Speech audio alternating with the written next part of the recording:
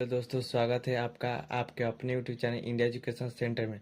तो दोस्तों आज का जो हमारा टॉपिक है वो फिजिक्स का पहला चैप्टर से संबंधित है, जिसमें हमने 19 टॉपिक पढ़ाया था। कल 19वां टॉपिक में हमने आपको गोलीय दर्पण में जो आपका वक्रता त्रिज्या होता है और फोकस हुई उसमें संबंध को बताया था कि F = R/2 या R = 2F होता है।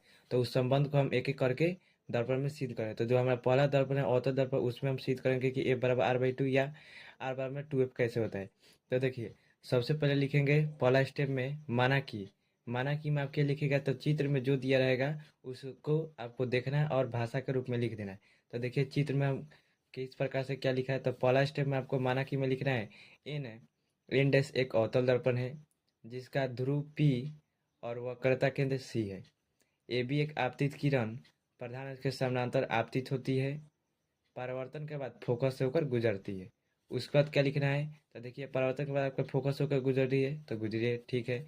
उसके बाद आपको क्या लिखना है, उसके बाद आपको लिखना है कि सी बी एक अभिलंब है जैसे कि चित्र में दिखाया गया है। बस इतना लिखना है आपको, कितना जी, माना कि में। बस हो गया। अब आपका दूसरा स्टेप है, उस दूसरे स्टेप में प्रमाण लिखना है। तो उस प्रमाण को किस प्रकार से लिखिएगा, तो देखिए दूसरा स्टेप में हम लिखेंगे प्रमाण। प्रमाण में हम सीधे इस प्रकार से करेंगे, उसे समझते हैं। तो देखिए, तो पहला स्टेप होगा दूसरा, तो इसमें क्या करना है जी, पहला स्टेप में आपको क्या करना है, तो देखिए ये आपका आपतित किरण, ये आपका परावर्तित किरण, ये आपका आई हो गया, ये आपका आर हो गया। तो देखिए ये आपका अभिलंब हो गया, नॉर्मल हो गया। तो देखिए इन दोनों के बीच बना हुआ कोण, ये आई हो गया और ये आर हो गया। तो देखिए परावर्तन के नियम से आई आर के बराबर हो गया। परावर्तन के नियम से आप क्या लिखे जाएगी, परावर्तन के नियम से जिस प्रकार से हम बताए उसी तरह आपको परीक्षा में लिखना है, आपको याद भी रहेगा ये, ठीक है। ठीक है, परिवर्तन के नियम से एंगल आई आपका एंगल आर के बराबर हो गया। उसके बाद दूसरा लिखेगा, तो यह हमारा समीकरण फर्स्ट हो गया। दूसरा में आपको क्या करना है जी, देखिए दो समानांतर रेखाएं को जब एक रेखा इस प्रकार से काटती है तो उनके बीच बना हुआ कोण रेखाओं के एकांतर का एक का अंतर देकर यह कोण एक दूसरे के बराबर होगा। तो उसका लिखेंगे एकांतर कोण से एंगल आई बराबर में एंगल आई के हो जाएगा। ये हमारा समीकरण दो हो जाएगा। देखिए दो समानांतर रेखा है, एक यह है एक यह है, इन दोनों को अगर एक रेखा इस प्रकार से काटती है तो ये वाला कोण इस वाले कोण के आपके बराबर होता है। किस से जी, किस नियम से, देखिए एक बार और समझ लीजिए। ये आपका दो समानांतर रेखा को अगर एक रेखा इस प्रकार से काटती है, यह वाला कोण इस वाले कोण के बराबर का किस नियम से बराबर होगा, तो एकांतर कोण के नियम से होगा। वही हम बताएं कि एंगल आई एंगल आर के बराबर हो गए। यहाँ पे एक रेखा या दोनों समानांतर है, इस प्रकार से एक रेखा यह गई है तो ये वाला आई इस आई के बराबर हो गया एकांतर कोण के नियम से। और देखिए समीकरण फर्स्ट समीकरण सेकंड में एंगल, देखिए एल एच एस बराबर है इसलिए आर एच एस भी बराबर होगा। मतलब ये वाला साइड आपका बराबर है इसलिए यह भी आपका बराबर था। देखिए लिखेंगे समीकरण फर्स्ट एंड सेकंड से एल एच एस बराबर होता है आर एच एस, मतलब बाएं पक्ष आपका बराबर होगा जी, किसके जी, दाएं पक्ष के। वही लिखे हैं। तो दाएं पक्ष का आपका बराबर हो गया। तो देखिए एंगल आर जो होगा एंगल आई के बराबर हो गया, ठीक है। ये वाला दोनों बराबर है इसलिए दोनों बराबर हो गए।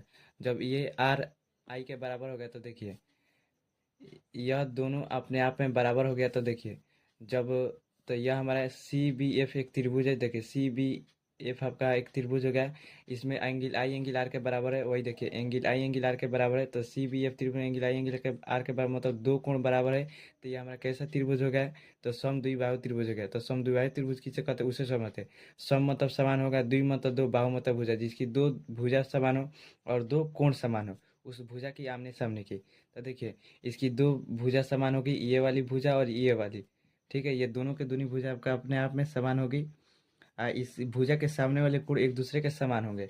वही लिखे एंगल आई एंगल आर के बराबर है।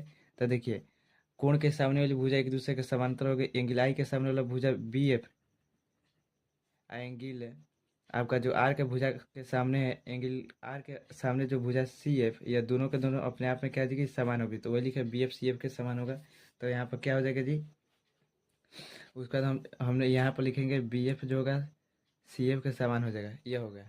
यह हम मान लेंगे समीकरण हमारा कैसा है जी, थर्ड है। उसके बाद देखिए क्या करना है, बस लास्ट अब है। देखिए बी को पी को एक ही बिंदु मान लेंगे कि बी जो है हमारे पास पी एक ही बिंदु है, तो यह आपका एफ पी बी के बीच की दूरी और एफ बी के बीच की दूरी आपकी समान हो जाएगी, ठीक है। तो हम लिखेंगे जो हमारा बी एफ है वो और एफ पी के बीच की दूरी समझ लीजिए कि यह हमारा समीकरण 4 हो गया। किससे यह समझेगा?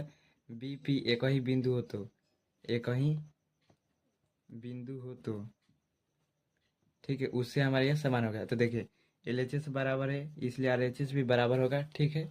तो बराबर कर देते हैं। सी पी जो होगा एफ पी के बराबर होगा, किस नियम जैसे? L H S R H S के बराबर होता है उससे। अब देखिए यह जो आपका एफ पी है, इस एफ पी को देखिए, एफ पी को हम एफ लिख सकते हैं और सी पी को हम आर लिख सकते हैं। देखिए सी पी में अगर हम 2 से भाग देंगे मतलब ये सी पी आपका पूरा दूरी होगा, उसका आधा नहीं है आपका एफ पी। तो हम लिखेंगे सी पी जो है, लिखेंगे जो आपका सी पी है वो आधा है, ठीक है। जो एफ पी है आपका वो सी पी के क्या जी आधा है, तो वो हो गया, आधा हो गया। अब देखिए इन सबको रख देंगे। आपका एफ पी किसके बराबर है? एफ के बराबर है। और आपका जो सी पी है वो सी पी किसके बराबर है? आर के बराबर है।